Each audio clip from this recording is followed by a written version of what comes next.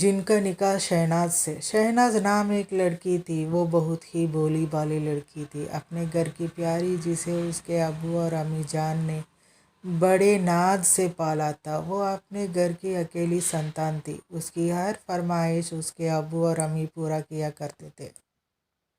وہ بہت ہی چنچل سوبھاؤ کی لڑکی تھی، بہت ہی خوبصورت تھی، ایسا لگتا تھا جیسے اللہ نے بڑے پیار سے تراشا ہو اسے۔ بچپن میں ہی وہ کھیلنے کے لیے گاؤں کے پاس والے قبرستان کی طرف جایا کرتی تھی۔ وہاں ایک جن رہتا تھا، وہ جن اسے بار بار دیکھا کرتا تھا۔ اس کے اوپر جن کا دل آ گیا۔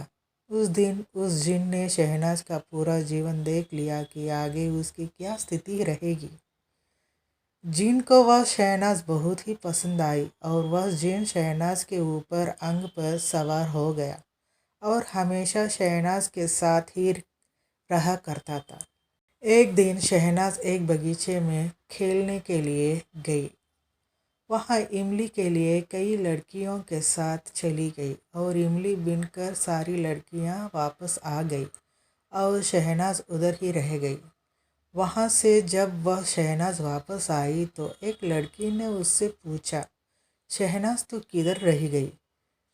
تو اس نے کچھ نہیں بولا۔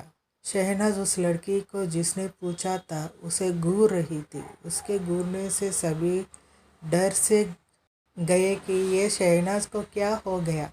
اتنا سندر سا دکھنے والی چہرہ مانو شیطان کا چہرہ ہو گیا تھا۔ کچھ ہی دیر کے بعد شہناز اپنے آپ بے ہوش ہو گئی۔ اس پر پانی چھڑکا گیا اور جب وہ ہوش میں آئی تو اسے حکیم کے پاس لے کر گئے۔ حکیم نے کچھ دوا دی۔ حکیم کی دوا کا کوئی اثر شہناز پر نہیں ہوا اور شہناز پھر سے بے ہوش ہونے لگی۔ شہناز کو لے کر اس کے ابو ایک مرشدہ کے پاس گئے۔ انہوں نے مرشد کو سارا حال سنایا اور مرشد نے دیکھا کہ شہناز کے کومل انگ پر کوئی جن بیٹھا ہے۔ مرشد نے اللہ سے دعا کی اور ایک تعویذ دیا شہناز کے لیے۔ شہناز کو تھوڑا آرام تو ہوا پر بار بار اس کی طبیعت خراب ہوتی رہی۔ ابو اور امی نے شہناز کو قبرستان اور باغیچے کے طرف جانے کے لیے منع کیا اور شہناز نے باغیچے کی طرف جانا چھوڑ دیا۔ پر وہ جن ابھی بھی شہناز کے اوپر تھا۔ وہ جن شہناز کی خوبصورتی پر دل و جان سے فدا تھا۔ وہ اسے چھوڑنا نہیں چاہتا تھا۔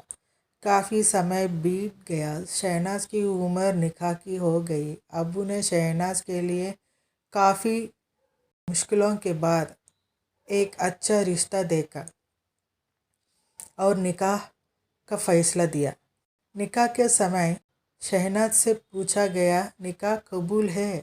تو شہناز نے نکاح قبول کیا اور اس کے شوہر سے جب پوچھا گیا نکاح قبول ہے تو اس سمے جس سے نکاح ہو رہا تھا جن اس کے اوپر سوار ہو کر بولا، قبول ہے۔ کسی کو کیا معلوم کہ نکاح کس کا ہوا ہے۔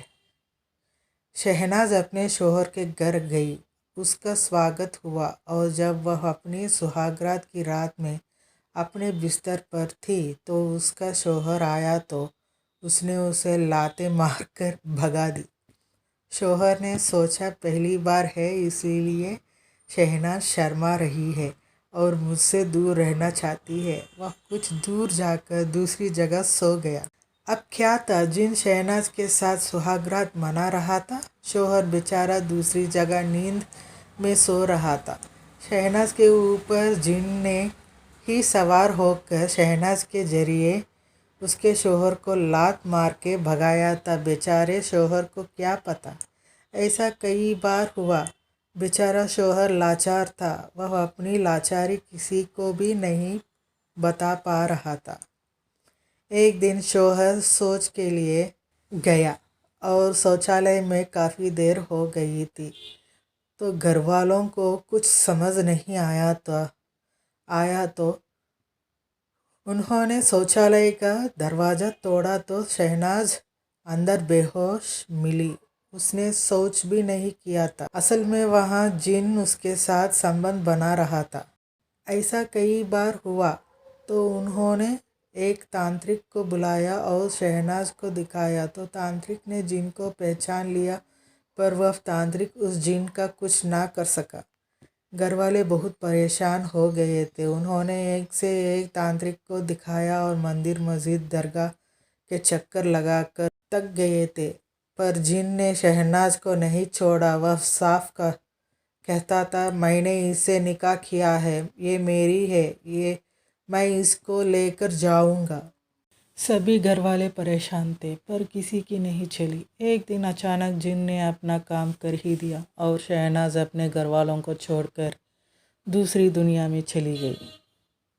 घर वालों के लिए शहनाज एक सपना बनकर रह गई।